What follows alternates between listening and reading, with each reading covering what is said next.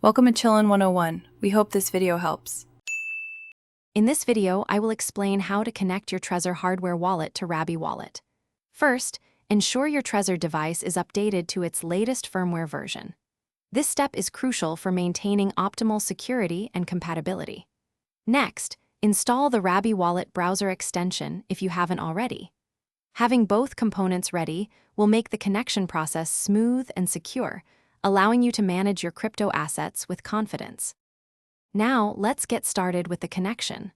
Open the Rabby wallet extension in your web browser. You'll see an option to connect a hardware wallet. Select this. Then, plug your Trezor device into your computer's USB port. Your computer should recognize the device.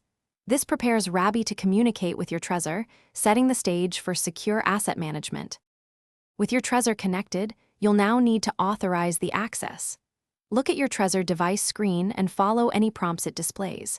You will likely need to enter your Trezor PIN and possibly your passphrase directly on the device. Finally, confirm the connection request within the Rabby wallet interface. This ensures only you can grant access. Once authorized, your Trezor accounts should now be visible within Rabby wallet. Take a moment to confirm that all your expected accounts appear correctly. Remember, for every transaction, you must always verify the details directly on your Trezor device screen before confirming. This crucial step protects your assets. You can now enjoy enhanced security for your crypto. Thanks for watching.